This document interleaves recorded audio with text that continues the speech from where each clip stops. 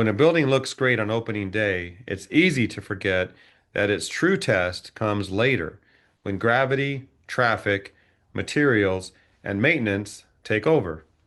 All too often, architects design the space and cleaning professionals inherit the consequences. Well, today we're bringing those worlds together.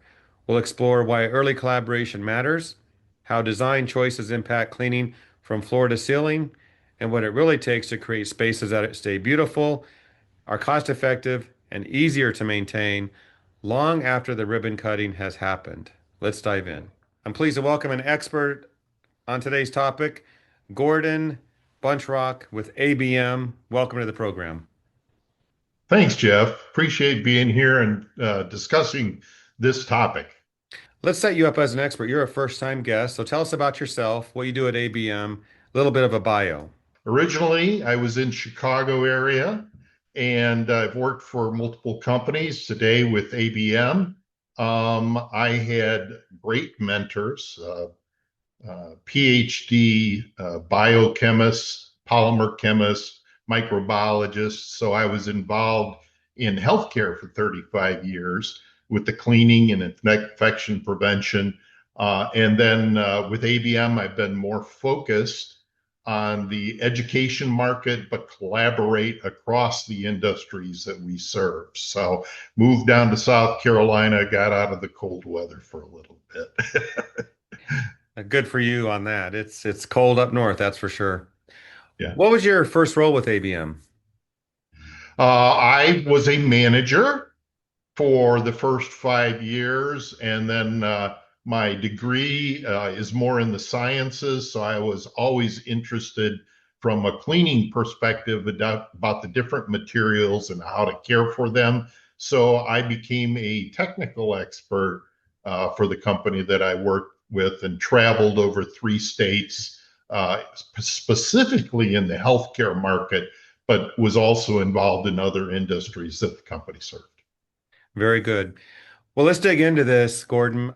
Thinking about buildings, let's talk about collaboration or lack of it between architects, when the work first begins, and cleaning professionals like facility managers who have to manage all that. What's at stake? Well, as you come into a building, you get whatever the substrates or materials that were put into the building, and all of a sudden you're assigned to clean it. There's really no input that the cleaning industry or myself often get on the input of what materials go in. And many times that collaboration is with between the architects is with the installer or the manufacturer of materials. And then you get interior design with the end customer. And my perspective is that in 45 years, I've seen all the substrates, I've cleaned all the materials, and I know from the cleaning process what it takes to get it back into condition or to maintain it. So we're really talking about the lifespan of the material that you put down and the cost of maintaining those materials that are put down. So let's play devil's advocate here a little bit. Let's say a hospital or a school is being built. I'm the facility manager. You're the architect. Have there ever been conversations between the two? Have you heard of that?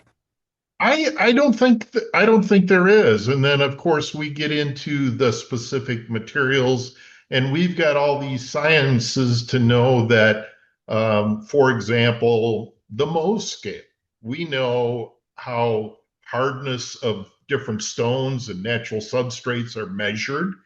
And certainly we have the traffic on the floor that get a lot more abuse, a lot more friction. More of the soil lands on the horizontal surfaces that are at the bottom. And there's just certain materials that, on the Mohs scale, it's 4 or less, is soft. The natural material soft and Mhm. not really designed to take that abuse, where it could be used on the wall, be very beautiful. On the floor, takes a lot of maintenance. So I don't think that discussion takes place. And then the alternatives. Today we're talking about porcelain tiles that are, I mean, the industry has just blossomed on the ability to produce different looks as opposed to a natural stone. How about the architect going, hey, for less wear, less maintenance, we could put in a porcelain or a ceramic product that would look similar to the natural stone and wear better, wear longer, ease of maintenance. So I don't think that happens very often. It's a shame, but maybe this conversation might help start the change for that. But Yeah. I can see the side of the architect. They're like, there is no facility manager yet because the building's not even there. But there are experts out there like yourself who could be brought in to have those conversations, or maybe in a nearby facility, if it's a school, there's probably other school buildings Yeah. that they could be consulted on that. So I don't know, Gordon. Maybe one day, right? Yeah, and certainly ISSA has those resources. We have a big community with a lot of knowledge. We could help architects a lot. We just need to start that interaction. All right. So that's our goal today to bring this to light. Let's continue. So, besides the architectural design and building construction, I know you want to talk about how gravity influences cleaning routines. So, gravity, it's everywhere. Can't turn it off. Talk about that. Yeah, and even more recently, we go into buildings and um, the inside of buildings. We're making them. Architects are making them look more beautiful. Interior design, letting a lot of light in. Some of the floor to ceiling gets 50, 60 feet. And within our cleaning industry, 40 to 50, 60 feet, we have some tools to be able to get those surfaces that are up in that upper range. And certainly gravity, everything falls towards the floor. And whether it's air deposition, the ventilation systems, regardless of what the pathogens or the soils, dust that we have, organic compounds that go into the air, um, as gravity takes over, the majority of those fall further down towards the floor. So when it comes to those high elevations, we have tools that can go up 20, 30, 40 feet. And we even have some that can get up to 60 feet. We think about in the cleaning industry the safety of our employees. So we try to keep them on the ground, as opposed to putting them on a lift. But if we have to put them on a lift, we've got the safety training, the practices. What is the floor design that allows us to put lifts like to go up like elevators, up and down. They don't like to move sideways, especially if you have stairs or other materials that are there that don't provide a level surface. So, how do we maintain those upper surfaces, certainly at a less frequency, but still remove them through vacuuming or wiping or some other cleaning method? So, architects, as they're designing, they should think about that. They should say, hey, this is really going to be a tall ceiling. How are we going to maintain it? You mentioned safety. So, excellent thoughts there, Gordon, for sure. Thanks. Yeah, it's always about we always say we want our employees to come to work and return to home in the same way that they came. So that's always at the forefront of our mind.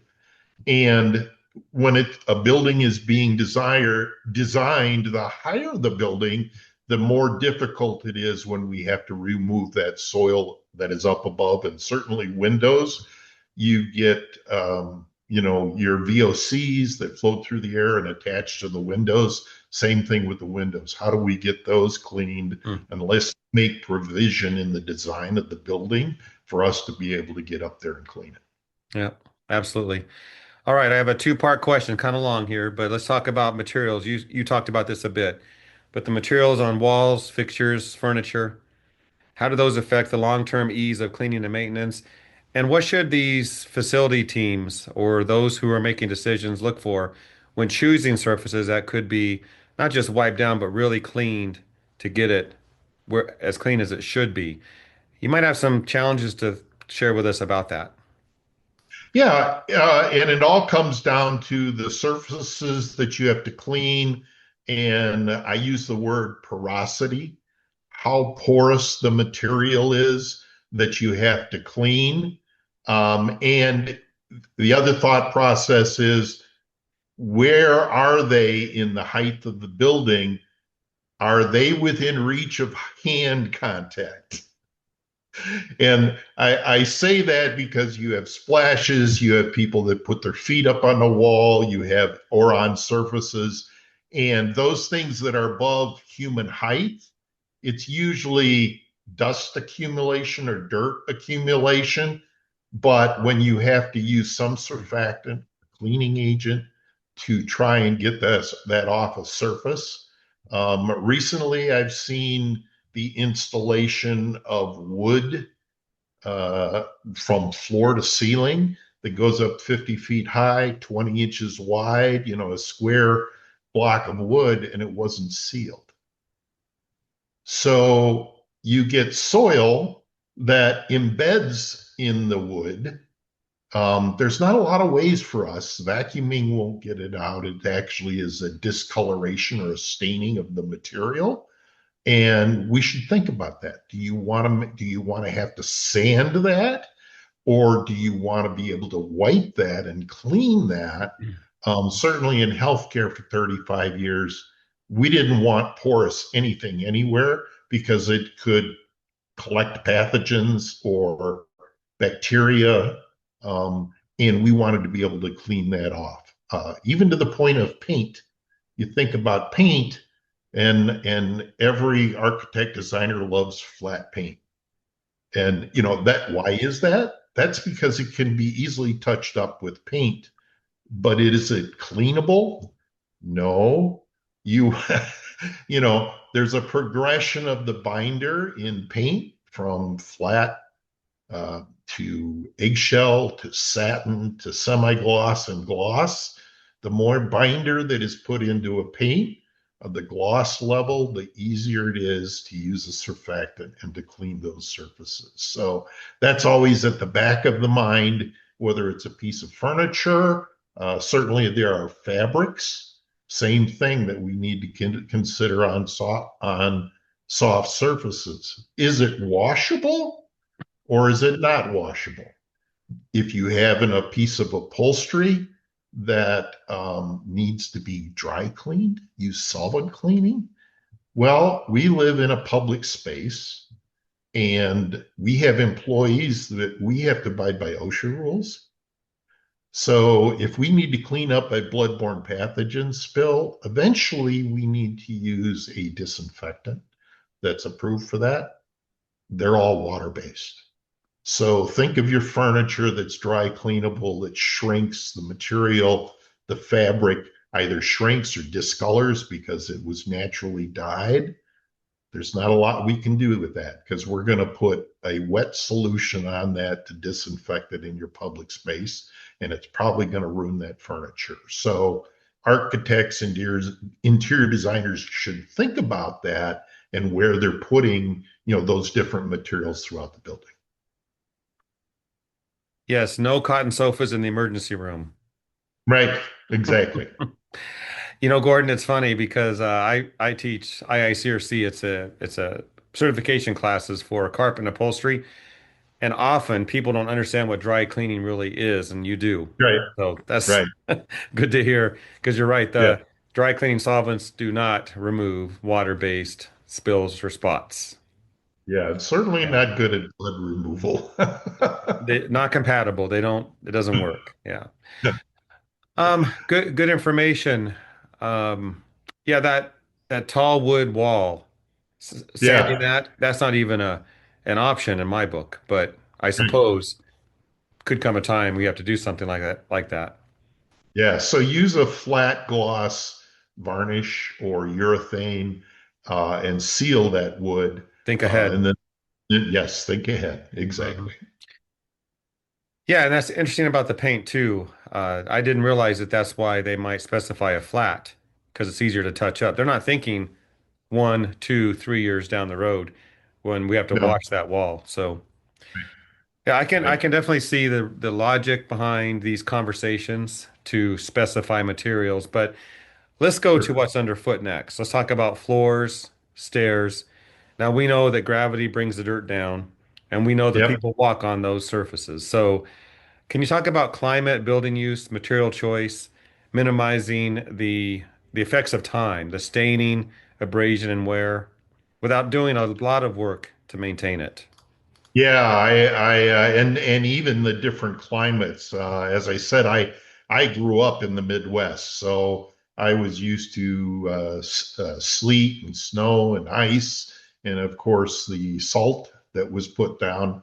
And then in my work experience, I had to go to a hospital or needed to go to a hospital that was in the Rocky Mountains and went through the driveway. You know, they were February, end of February. They'd already had over 250 inches of snow. And there's piles, beautiful white piles of snow. And I got to the hospital and walked up the steps, and the steps were dry. And then the walkway was completely dry, even though they'd had like 6 inches the night before.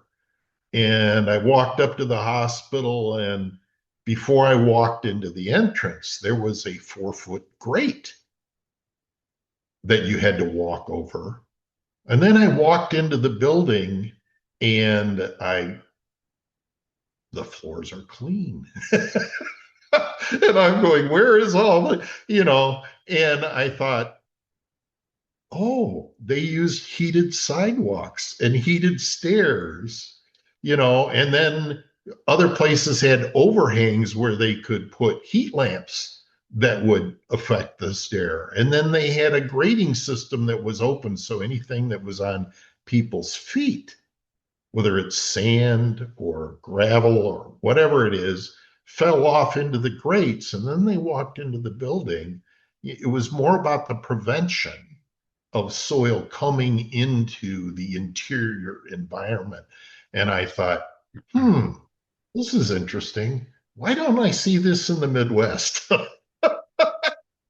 And going, because they see 300 inches of snow a year, they think about these things more. But it's like architects and designers, knowing the climate, knowing the environment, be able to design and build for that, so that maybe salt doesn't have to be used, or we can use less of it, so that we're not getting it. So the thought process of how do I keep stuff from getting into the building, should be part of the design of the building. And then we get on the inside, and I did look up sand on the Mohs scale. It's same as granite, and you put person's weight on it, and it's on the interior of a building.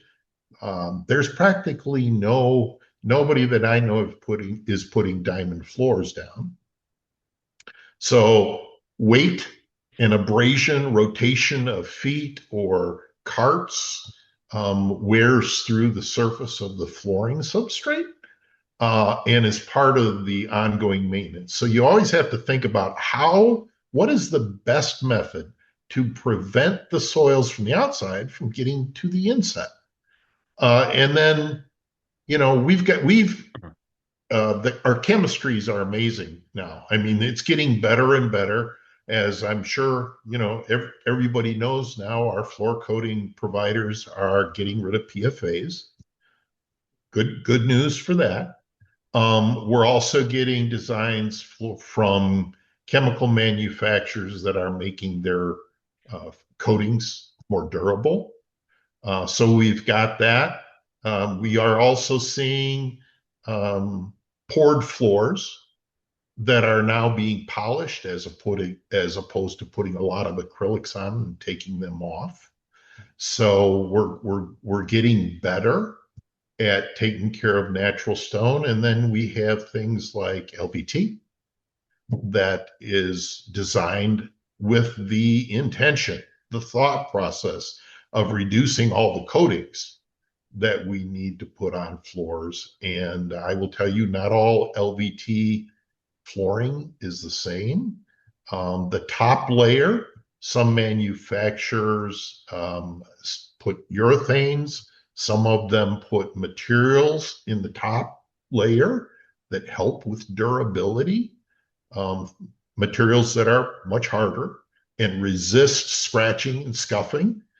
So it's also important for architects and designers not just to understand what LVT is, but those products that they recommend, what's the durability rating of theirs? So certainly we could do a comparison on that and say, hey, look, we're looking at like product, but this one's a little different than this one and could reduce your labor cost.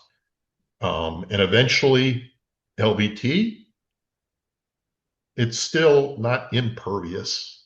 At some point in time, you're going to have to do another maintenance process as it gets older and older. So the longer that we can prolong the maintenance of that surface, the better off it is for the customer. So a lot to think about when it comes to um, what gets put down on the floor and where it is and what its functionality is. Hmm. When you were talking about the big white pile of snow, you used a word called it's beautiful. You said beautiful. You know, facility managers don't see snow that way. That's true. They they see something outside that's coming inside to cause havoc. But I like your example of what you Yeah, experienced there with one of the buildings to prevent it, which is so important. right, right. Yeah, it's where you are, what your environment is, the selection of your product, it all kind of combines. So you have to think about those when you're creating that building so that it keeps the look that they designed it for as long as possible and reduce the overall cost. And That's every customer, if you're in the service industry and you're in the janitorial space, they want you to be able to make the place look pristine at the least amount of cost. so, yeah, snow outside when you don't have to go out in it or mess with it is beautiful, but otherwise maybe not so much. But I have a tough question for you, Gordon. Sit Yeah. down. Have a seat. Okay. Oh, you're sitting, right? All right. Yeah. Oh, yeah, that's right. If ISSA were to create a design guideline for ease of Yeah. maintenance, wouldn't that be a great book? But a design guideline, ease of maintenance. What factors or metrics would be most important to rank by surface, room type, or function to guide architects to help them make better decisions before the cleaning crews are even hired or brought in? Right. That's a tough one. Functionality, I think, is often number one. Where is it going to be? What's the crowd volume you expect in this particular space? Um, and is it a vertical or is it a horizontal surface? Because certainly, as gravity would dictate, more of the horizontal surfaces get the soil. And then I always think from an infection prevention standpoint, um, does it come in contact with high touch? Are people when they're using the space and using the surface, are they putting their hands on it?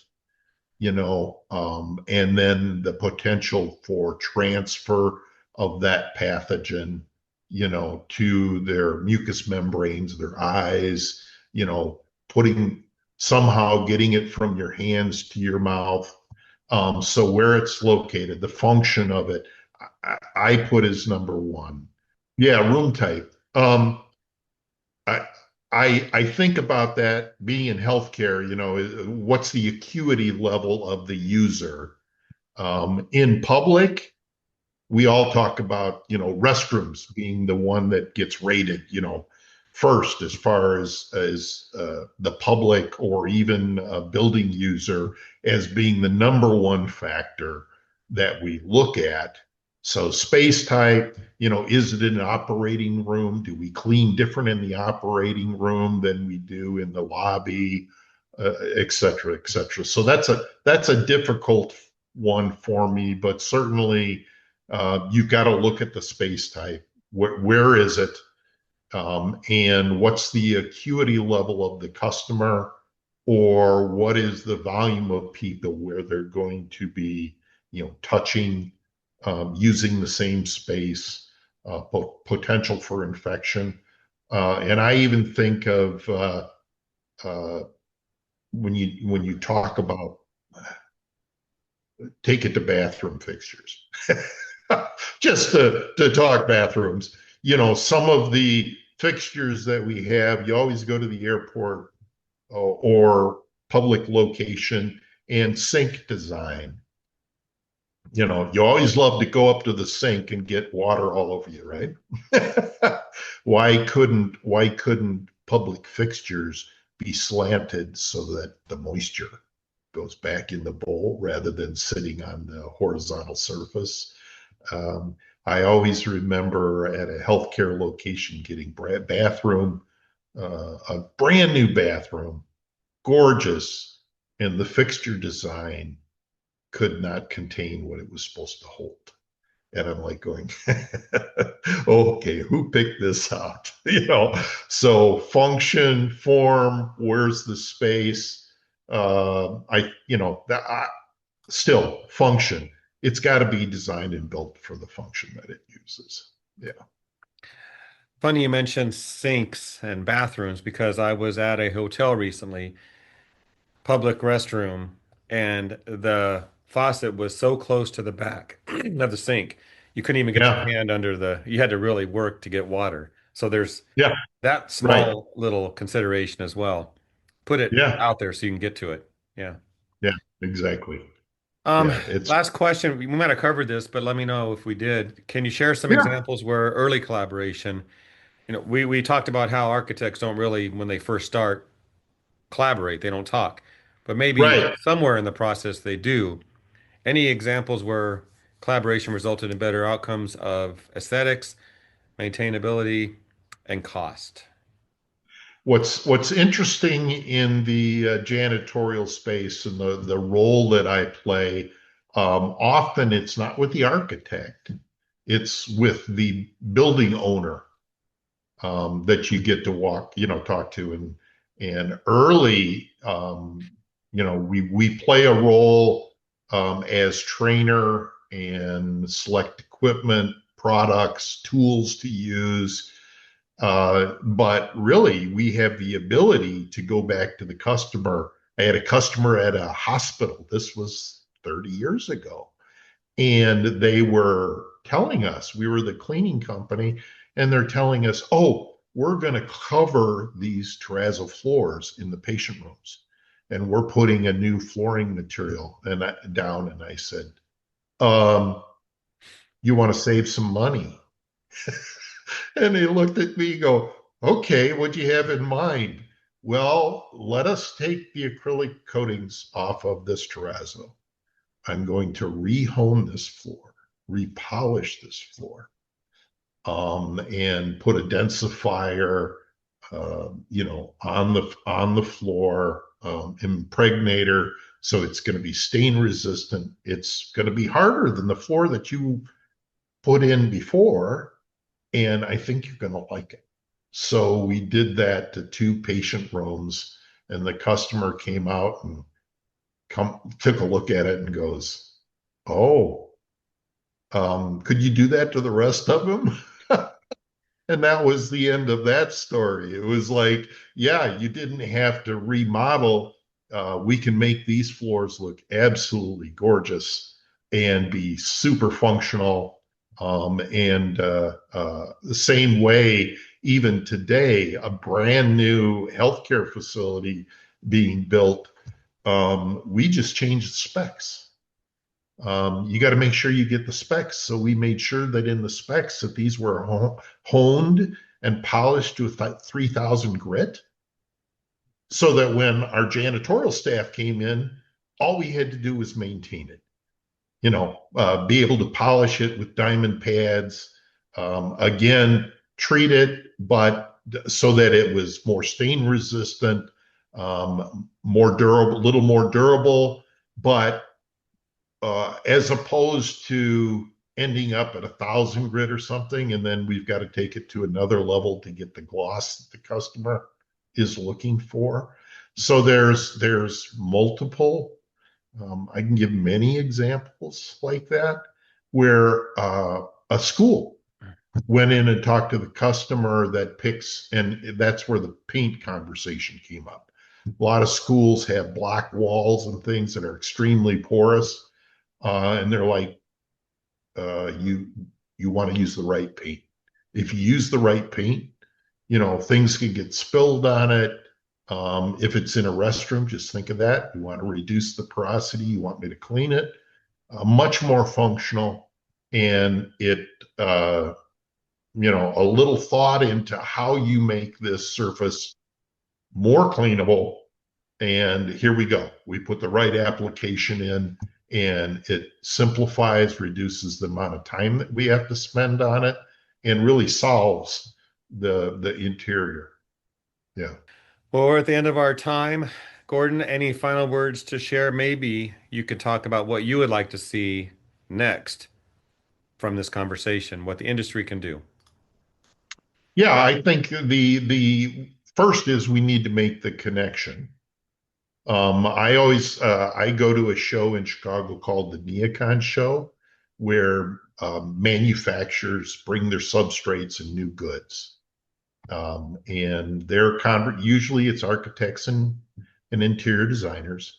And you walk into the space, whatever the manufacturer is, and we have the discussion about, oh, our design allows you to mix this and rotate it and all kinds of beautiful colors, and here's how it fits into the interior. And then I surprise them. I go, yeah, that's nice. I want to know what you did in the design of the product to make it more easily cleaned. Make sure that both on a daily basis and what is the interim or long-term process that we have to maintain these and make it look good. So I would encourage people in the clean industry to, it's kind of preemptive in that these are new materials that are just hitting, the market, and you're gonna start to see them. So ask the questions early. So it's at the forefront of our mind, and I think those are the types of things, and ISSA could build a guideline for architects and start that interaction. I think that going forward, that would be something that I would want to